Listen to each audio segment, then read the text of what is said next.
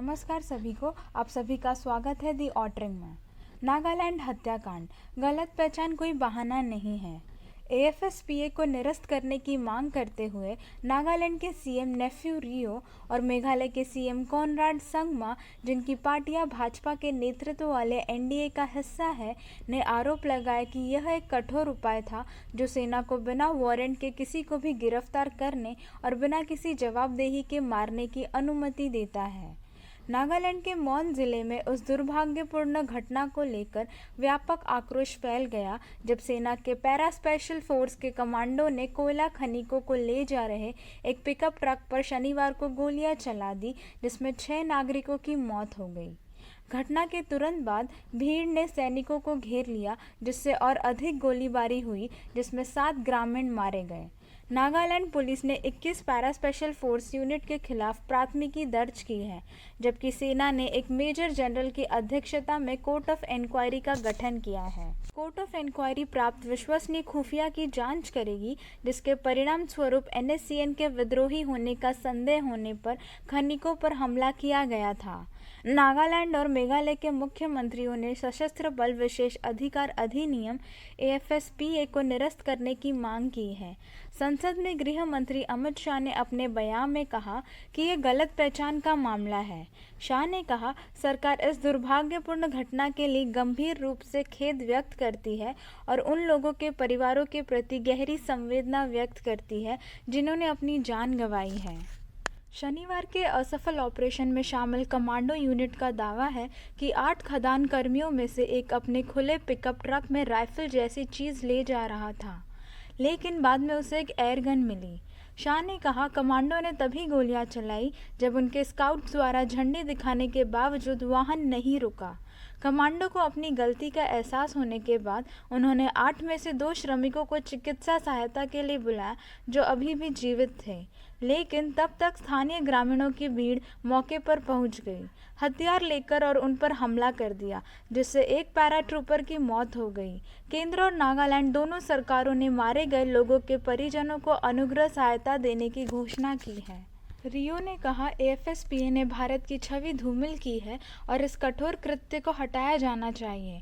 उन्होंने कहा कि एएफएसपीए पिछले 59 वर्षों से नागालैंड में लागू है और पिछले 25 वर्षों में विद्रोही समूहों के साथ संघर्ष विराम के बावजूद यह अधिनियम अभी भी लागू है। नेफ्यू रियो ने कहा, केंद्र का तर्क है कि उग्रवाद और नागा आंदोलन अभी भी जीवित है और जब तक संघर्ष का समाधान नहीं हो जाता वे इस अधिनियम को नहीं हटा सकते हैं। मैं उनसे पूछ रहा हूँ, जब सभी विद्रोही समूह संघर्ष विराम में हैं और शांति है, तो आप हमारे राज्य को अशांत क्षेत्र के रूप में क्यों टैग करते हैं? हमने देखा है कि एएफएसपीए लगाने का वास्तव में कोई परिणाम नहीं हुआ है और पिछले कई वर्षों में अधिनियम रहा है, यह केवल प्रति उत्पादक रहा है। विपक्षी दल अब इस मुद्दे का राजनीतिकरण करने की कोशिश कर रहे हैं। कांग्रेस नेता राहुल गांधी ने ट्वीट किया, यह दिल दहला देने वाला है। भारत सरकार को वास्तविक जवाब देना चाहिए। गृह मंत्रालय वास्तव में क्या कर रहा है, जब न तो नागरिक और न ही सुरक्षाकर्मी हमारी ही भूमि में सुरक्षित हैं। फेसबुक पर उन्होंने दावा किया कि पीड़ितों के अंतिम संस्कार में सबसे पहले स्थानीय कांग्रेसी नेता शामिल हुए। ममता बनर्जी के तृणमूल कांग्रेस के नेताओं ने भी इलाके का दौरा किया। जन आक्रोश समझ में आता है क्योंकि सेना के कमांडो द्वारा की गई गोलीबारी में निर्दोष लोग मारे गए थे। सेना ने माना है कि गलती हुई थी, लेकिन ये जानबूझकर नहीं किया गया था। अब इस बात की जांच की जा रही है कि कमांडो ने फायरिंग क्यों और किसके आदेश पर की। घात लगाए जाने से पहले स्थानीय पुलिस को इसकी सूचना क्यों नहीं दी गई? सेना ने इतनी बड़ी गलती क्यों की?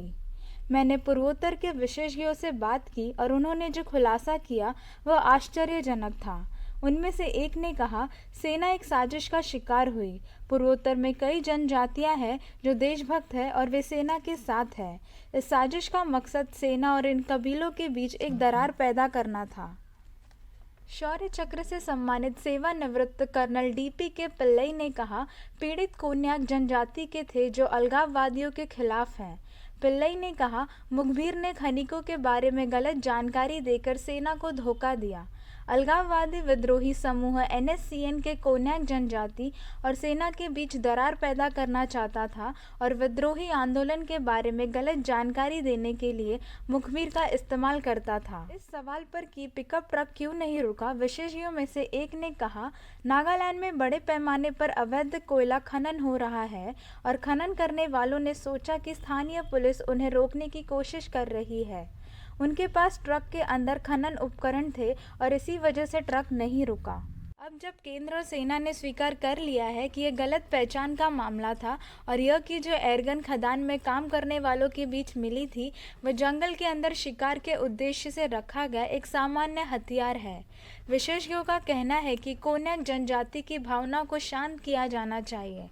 केवल यह स्वीकार करना कि यह गलत पहचान का मामला था, निर्दोष युवकों की हत्या का बहाना नहीं है। अगर आपको ये वीडियो पसंद आई है तो लाइक, शेयर और कमेंट ज़रूर कीजिए और ऐसी और वीडियोस देखने के लिए दी ऑटरिंग को सब्सक्राइब करें। धन्यवाद।